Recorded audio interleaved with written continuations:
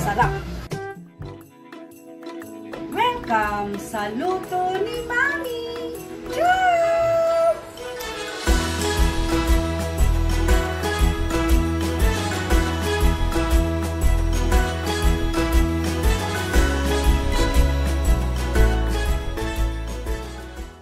Pagkatapos natin natanggal yung nasa loob, hugasan at i-strain natin. Di malinis na yung isda. Ilagay natin sa kawali. Ilagay natin pa isa-isa bago natin ilagay yung mga ricado. Pagkatapos, lilinisin natin itong mga ricado, sibuyas, luya, kamatis, at bawang. Ako, linalagyan ko, pag nagpapaksiw ako, linalagyan ko ng bawang. Linisin natin ang mga luya. Nalinisan natin ang mga ricado, igagayat natin ng maliliit ang sibuyas. Ready na ang mga ricado. Ako, pag nagpapaksiw ako ng galunggong, bulili, ti Ilocano na kami ng Ilocano, ti awag namin ti galunggong, bulili. Naimas ti bulili. Ako, lalagay ako ng sili. Kasi yung sili, nagbibigay ng bango sa paksiw. Yung mga iba nga lagyan pa ng talong, barya, mga ganun. Pero ako, sinasahog ko ay sili. Yung sili, hugasan natin. Hugasan natin ang sili.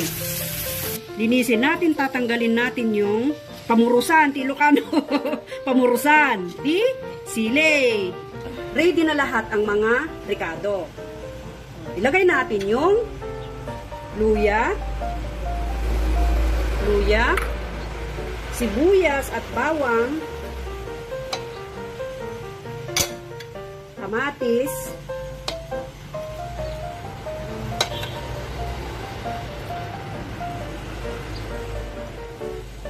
yan. Ito na yung pinaka-the best na ginagamit kong suka. Sukang Ilocano. Sukat Ilocano na ito. Natay sukati, unas talaga. Matapang.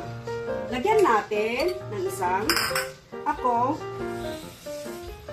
yan, ibubudbud natin. Ibubudbud yung suka.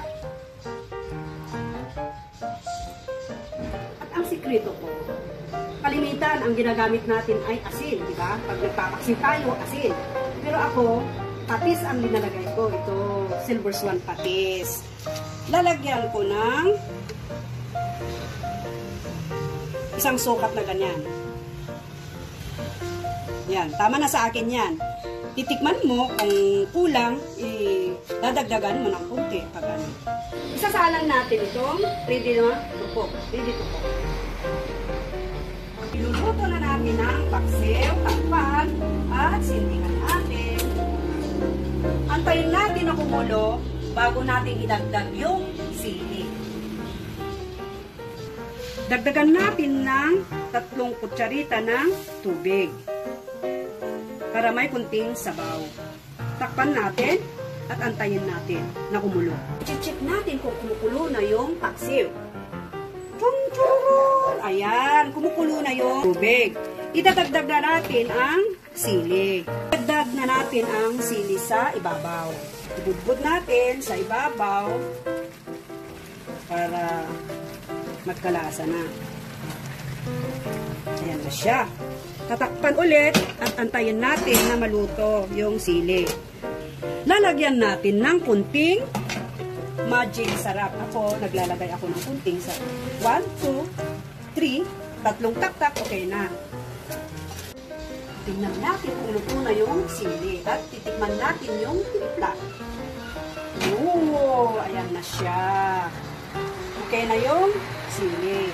Titikman natin kung okay na yung sabaw.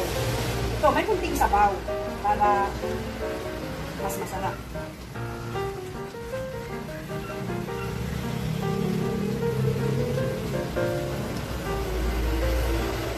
Sarap.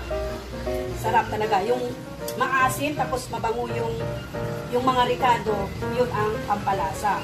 Kung kulang yung Timpla mo, dagdagan mo ng kunting patis. Ayan. Papatayin na natin. At okay na itong paksiw na galunggong o bulilit. Yan na siya. Oh, sarap-sarap.